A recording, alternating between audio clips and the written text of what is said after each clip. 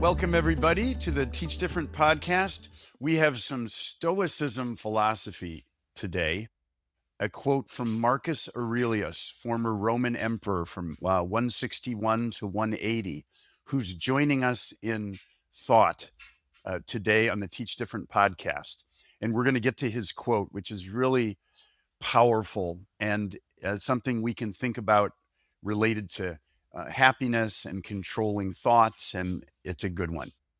For those unfamiliar, we're going to be working with this provocative philosophy quote about life and something thematic that is meaningful to us. And we're going to then try to interpret it and look at the claim of the quote, and then work through the counterclaim of the quote. To disagree with it, see it from a different angle, hold two competing thoughts in our head at the same time, and then throughout the process, ask questions and be thoughtful and curious about the world. That's what Teach Different's all about. These quotes, they can be used in any context with your classroom. You can use it in a family setting. You can use it at your job, or just for, with a friend to think deeply about life. So here we go. Marcus Aurelius, Stoic philosopher, Roman emperor. The happiness of your life depends on the quality of your thoughts. The happiness of your life depends on the quality of your thoughts. Steve, what do you think Marcus Aurelius is saying to us here? We're in control of our happiness, I think. It's also saying that happiness is based in thought. It's not based in external circumstances. So there's no other reason to search for happiness in your life unless you're searching internally and you're trying to get ahead of your own thinking and you're trying to change your perspective. So happiness is in your own perspective in life. That's what I'm getting. I like it. Happiness is in your mind. It's something that you can generate and create for yourself inside yourself. It actually makes happiness seem like something that is accessible to everybody, no matter what your situation. And Stoic philosophers, Stoicism is very big on using your own mind and the power of your own thinking to change your attitude and to have contentment and enjoyment and happiness in life. So this fits very well with Stoic philosophy. The question, whenever the word happiness is brought up, I find that, at least with my students, they ask, well, what is happiness? Or that's kind of a question that comes up that needs to be explored alongside this quote. And I think that could be a nice, I wouldn't say tangent, but a direction for inquiry here. Definitely. And happiness is such a personal thing, too. This is trying to generalize it in some way and provide a definition that could relate to everyone potentially. I've already got a question coming up about this quote. The happiness of your life depends upon the quality of your thoughts. My question would be, to what extent are your thoughts the product of your environment and what you're going through? If you're suffering and you're going through a lot of travails, that's affecting your thoughts. So I actually could see this quote potentially applying to this idea that the quality of your thoughts is actually linked to your circumstances. It isn't something you can think your way out of and be happy no matter what. So I think my question is, to what extent are the quality of your thoughts affected by your environment and not just your own mind that's in some vacuum or void that you're deciding to do all this on your own. Does that make sense? I think it does.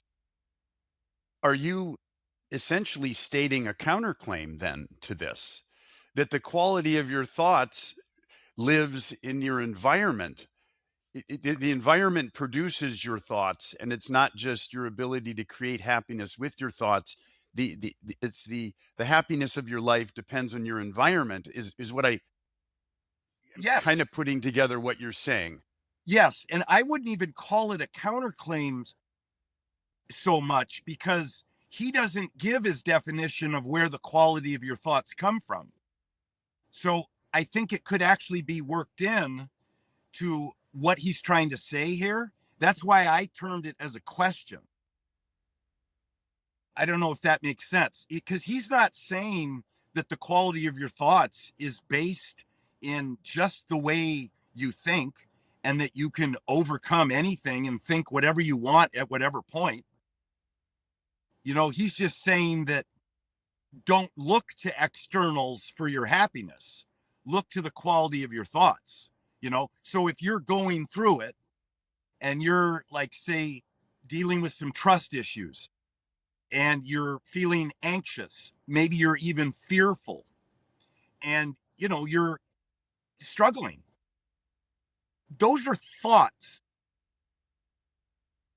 Those are not anything objective that we can look at and say, "Oh, I see why you're struggling because this is happening.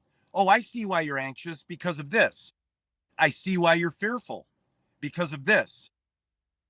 Marcus Aurelius would probably say, "No, you're fearful because you're fearful. You decided to be fearful. That's where your thoughts are." Same thing with all the other, challenges. So I don't know if I'm parsing this or not, but I don't think I'm ready for a counterclaim. Maybe I started it. Let's bring in, and I would love to introduce a guest. We have Sia, who's here, who might want to just weigh in on this. Sia, why don't you introduce yourself, maybe your role with us with Teach Different, and we'd love to hear an idea that you have with this. Yeah, thank you, Dan. I am Sia, and I am the producer of the Teach Different podcast. And the thing that comes to mind for me with this quote actually is another quote, which is happiness is a state of mind. And I think this speaks to that idea that when you control your thoughts and what's going on in your mind, then you can achieve a state of happiness, regardless of what your current circumstances are, which is why we practice gratitude to look at the things, to kind of reprogram our minds to look at the things that are going well, and then therefore achieve a state of happiness. And then also it brings up another quote, which is, you are what you think. And therefore, if you spend your time with a whole lot of negative thinking and thought processes, then you won't be happy. But if you reprogram yourself to focus on like more positive things, you will achieve a state of happiness because your thoughts are more positive, if that makes sense. Great. Those quotes are very similar. I like that. I like that. To make the counterclaim, if we're just thinking about a counterclaim here, the happiness of your life depends on your environment, is what I would say the counterclaim is here. That he puts a high value on the ability of you to use your mind to create your own sense of contentment and happiness. But sometimes your environment is such that no matter how powerful your mind is, it overwhelms your capacity to be happy. That's what I would do to push back, and that's where my head is on this. Me too. This is one of those easier said than done philosophies, which is a criticism of Stoicism at times. If you grow up and you have to deal with abuse, for instance, from people who should be looking after you, and you don't have anywhere to go, and you're stuck in an anxious state in your own like home environment. And maybe it's no better when you leave and you go to school and you get bullied. And none of these things you chose. You didn't decide any of this stuff. This stuff is happening to you. That to me is going to create a lot of drag on happiness. And I don't know how your quality of thoughts can improve in that environment. And maybe it can't. Maybe you have to wait till it's over and you're struggling with the memories of it and the resentment you might have. Then it might be a little easier to switch up your game and have a positive attitude, etc. But when you're in that moment, it's hard to argue that you can think your way out of it and that you're the one that's going to decide whether you're happy. You've got life happening. Life is lifing to you. Yeah, and I would say it's a very individualistic framework to say that you are in control of your happiness. Whereas, when you experience hanging out with your friends, with your family in a positive environment and you have a good time and you get those endorphins, that happiness is not a product of your thoughts. It's a product of the positive experiences that you have People. around you, of other people, yes. So I think the counterclaim is that happiness is a product of your environment for sure. And we need other people to actually aid in our feelings of joy and happiness and to Yeah. make our entire life experiences better. Beautifully said. A question that comes to my mind is now, based on what you just said, Sia, is what role do other people play in my happiness in life? Yeah. And that would be a nice one to put to your audience. And then they can talk about their family, their friends. And all of a sudden, now the environment seems to have a pretty big influence on your happiness. That's good. I don't have anything to add. I actually like that essential question. How do people figure in? And then you can really get deeper with that and realize that, hey, you can choose your friends. When you get older and you have a little bit more freedom, you can decide what types of people you want around you. And if you end up having negative people around you and you keep making those choices, I think that the argument that your environment is setting your happiness and other people are starts to fade away a bit. And you have to acknowledge that some of this is your choice. But again, not fair to say that all of it is your choice, especially when you're younger, in my opinion. Also, some people are always in a bad mood, no matter what. And they could use this advice on a very micro level, walk into a room and see the good, see positive intentions of other people, and don't bring people down with your bad mood. I mean, control your thoughts a little bit. So, on that base level, I see the value of Stoicism. But then when you extrapolate it out to something like happiness, I think it has some limitations.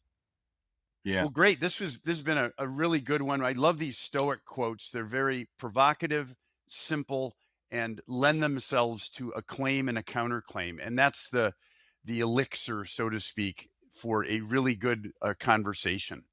Thank you, everybody, so much. And we're looking forward to our next